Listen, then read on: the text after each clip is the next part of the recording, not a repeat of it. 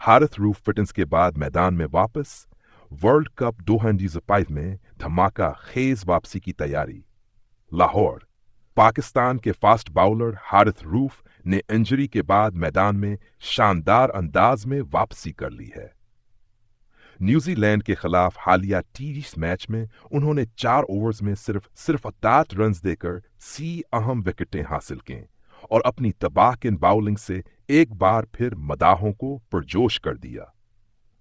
जराया के मुताबिक पाकिस्तान क्रिकेट बोर्ड (पीसीबी) ने उनकी मुकम्मल फिटनेस रिपोर्ट मौसूल कर ली है और टी20 वर्ल्ड कप 2025 के स्क्वाड में उनकी शमूलियत अब तकरीबन यकीनी हो चुकी है।